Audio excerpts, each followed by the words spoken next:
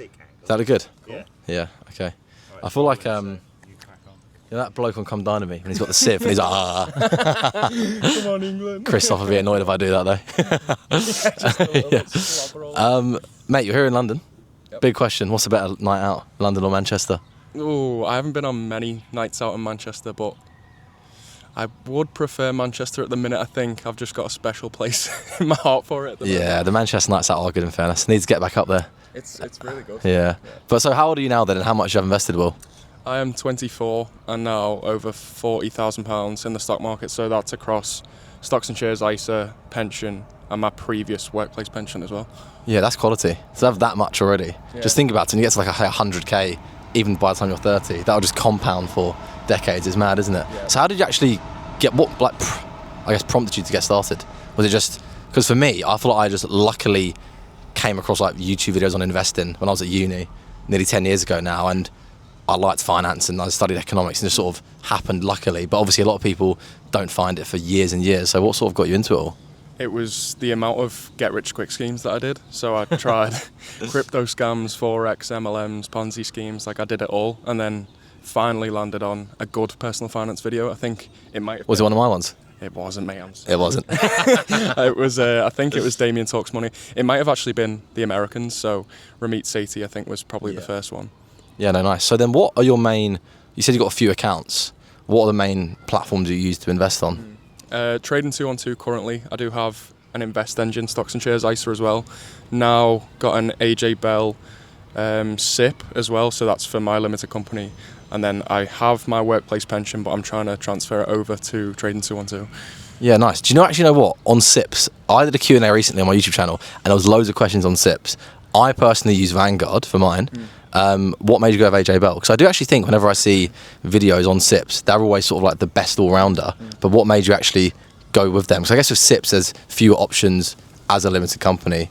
But yeah, what was your reasoning? I think it was honestly just they were the main one that actually showed that they could have limited company contributions.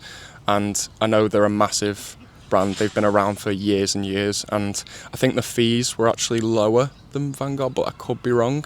Definitely than HL. So I was like, yeah, we'll just go with AJ Bell and see how it goes, really. Yeah, because I think the biggest problem actually with the SIPs is that all the low-cost DIY brokers that offer them, so Trading 212, who have a new one, Invest Engine, Free Trade, none of them offer limited company contributions. So I do think the first company the first zero commission broker that does that, they're going to get a massive influx. Saying that though, I do think if you aren't a limited company director and you're just either a sole trader or you just working a 9 to 5 like I did for years and you did before you started doing this, and then you can still consolidate old pots into one of those SIPs. It's just you can't make those further contributions. So what's sort of your plan with your investments then? Is it all just global funds and chilled, or are you trying to do a bit more, trying to beat the market, the Oracle of Manchester? Absolutely no way. I mean, I'd say I'm maybe less passive than potentially you. I think you're all global. And I think maybe one day I might get to that point. But I think at the minute, because I'm a bit younger, I've got the NASDAQ 100 in there as well as a very small percentage.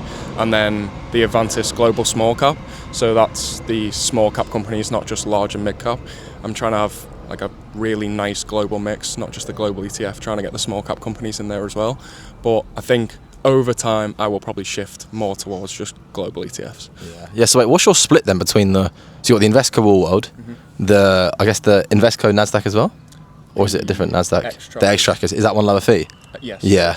And then the Avantis Global Small Cap. So what's like the split you have between those three funds? So it is mainly the Invesco FTSE All World. Also on Invest Engine, I'm with SPDR, MSCI All Country. I think that's the lowest fee global ETF. I know you're the go. It was until about 2 months ago. Oh, no way. Now there is an X-Trackers FTSE All World, which is 0.07%. Because it's quite new, you generally want to wait a bit for a bit of a track record, but that now technically is the lowest fee. And there's also PACW, PACW.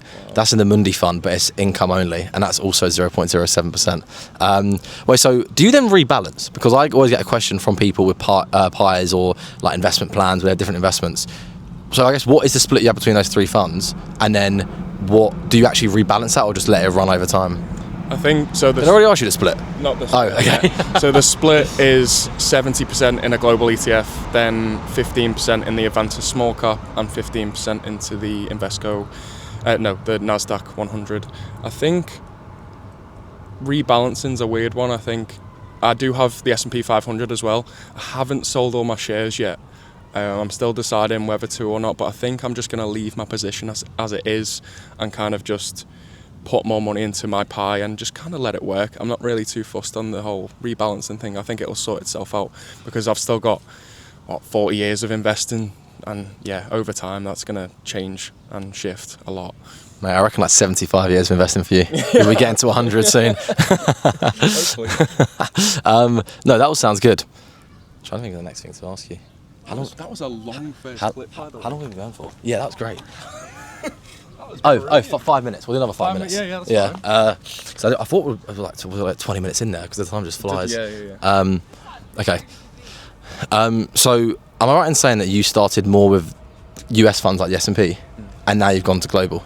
Yeah. And I think that I don't know why, but I actually started with global funds and have always used them. I think just when I was reading a lot on Reddit back in 2017, 18, 19, everyone was like the FTSE Global All Cap, FTSE All World, so I just have always done that essentially. I've never really invested in the S&P at all, but I know a lot of people start with that and then they move more to global. So how did you find the S&P then? Why did you switch? That was exactly that. I watched a lot of US content creators, Ramit Sethi, Morgan Housel, Graham Stephan, all the US lot, and then I was like, okay, the S&P 500, that's the one. I'm just going to go all in on that. So that was what I was just investing into for quite a while, just the S&P 500, and then slowly started to see more UK-based YouTube channels, podcasts, and then was like, am I actually getting the best diversification as I can, really? So I think, over time my strategy just changed, and I started watching a lot more UK-focused channels, and it kind of just changed my opinion, really. So it does show that like you can switch at any point. It doesn't matter if, because you've still compounded over the time that I've invested in the S&P 500. Luckily, it's been going pretty well since I started investing in that too. So I don't think it's going to make much difference in the long term, really. Yeah, actually, two things on that. I think that's a good point because a lot of people think if they were to switch platforms or switch funds, they like lose their compound interest. You technically, I guess, in the new investment, it looks weird because your gains are zero, but the reason why your cost basis is higher is because you've had those previous gains.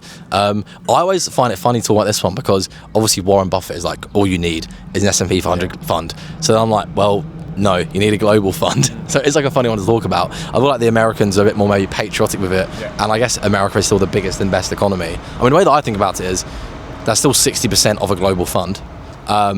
So if they do well, we're going to continue to do well, and that'll make up more and more of a global fund. But if things start to reverse like they've been recently, with actually emerging markets outperforming the US over the last 18 months or so, then you're also sort of, it's like an insurance policy, the way that I see it. I mean, you've also got a NASDAQ fund, and you still have some S&P shares, you said. So you're technically overweight US or over-concentrated US. So I don't know, maybe even though in the FTSE world it might be 62% US, you might be 70 or 75% US. Does that concern you? Or are you just sort of letting it ride for now? I think the fact now that I am more globally focused, that over time it's going to be fine. Like, there is a bit of an overlap, I'm not saying there isn't, and I'm kind of trying to fix that by going more global. But I'm not worried about it. I think because the performance has been so good with American stocks that I'm just going to keep going with it, really, and just focus heavily within my SIP and also my stocks and shares ISA, just going global. So over time, it's just my S&P 500 down the line probably won't even look like anything because exactly. So I'm not too worried about that. Cool, you Mr. Worldwide, mate, like Pitbull. I mean, before we wrap this one up, obviously as a beginner investor, I mean, it's mad you're like only 24 and nearly have 50k invested already. What tips would you give, well, actually regardless of someone's age, what tips would you give to someone? Is it literally just get started, or are there a few specific things that you wish you had known about before you get started? Because I just sort of feel like everyone gets started and makes the exact same mistakes, and even though we all talk about them online, they're just so easy to make, paying high fees, like trying to time the market. But if someone was like walking by and wanted a few beginner tips, what would you say to them as someone that's been investing for a good few years? I think the education first is so important. I think it's like you always want to just get started. You want to jump in straight away, but if you educate yourself first, look at a lot of different channels on short form or long form, reading books, listening to podcasts as well, like yourself. The Making Money Simple podcast. Listen to it after this. Then you have a broader range of opinions, so you can kind of formulate your own. It might not be the best still at the start, but you're more likely to make less mistakes if you do the education first. I'd recommend probably at least 3 months of solid research before you jump into any kind of investing. One more question, actually. You mentioned your workplace pension. I actually had two, and I sort of consolidated them. I switched to funds, tried to lower my fees. What have you done with your own workplace pension to try and improve it over time? You said you were going to move into your SIP, right? So with my workplace pension, I think the main thing was, while I was working there, I was in the default fund for a while, probably for about a year or so. And then I watched the video and I was like, I'm far too young to be in a default fund. There was bonds, cash in my... Mine was the exact same. It was just, there was no point in even being invested in it really.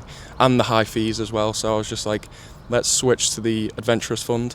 Now obviously I'm self-employed, so I have that SIP where I can put it into what I want to put it into. A global ETF is just my strategy for my pension. It's a lot more maybe conservative than my stocks and shares ISA, but yeah. Yeah, I also feel like as well when you consolidate your workplace pension into a SIP, you normally get a better range of options. With me, I had two old workplace pensions, one with Standard Life, one with Legal and General, and the options were quite limited, whereas now I'm with Vanguard, I have like more global mutual funds and ETF options. Where can people find you then? What's the at? Where should they go and follow? It's an absolute mouthful. So. This is a mouthful. Right, get the notepad out, write this one down. It's NextGen NGPF. So I wanted it to be NextGen PF, but it was taken. So I had to basically put NextGen and then NGPF, which makes no sense, but it still worked. That just shows like you don't have to worry about the name of your channel or your podcast. You just get started and post videos. Yeah, that's a great tip. I mean, so you've got 40k invested, you're 24, you're now working full time for yourself already, which is mental. So, last question, what is in store for the rest of the year and the coming years? Is it just smashing out investing content, all that stuff, good stuff? I think, yeah, focus heavily on the content, try and get a bit more creative as I have more time now. But the boxing one was good. Yeah, you done a mad boxing one in the boxing gym, that was good. I like the boxing videos because what I try and do is bring my personality into it as well, not just this guy talking on his bed to a camera. I'd rather, show people what I'm actually about, get a bit more creative with my videos, and I think I'm going to try and focus more on the offline aspect of being a creator too, so going to as many events as possible, networking as much as possible, meeting business owners, just getting tips from as many people as I possibly can, and really just focusing on that. Legend. Cheers, Will. Thanks for chatting to me. Cheers, mate. Cheers for watching. Legend. That was quality. Back to Christoph. Back to Christos in the studio. Hello, Gary. Just pose to the camera for a thumbnail. Oh yeah. Should I hold the mic? Literally just sit there awkwardly, do some different styles and you can clip one up, can't you?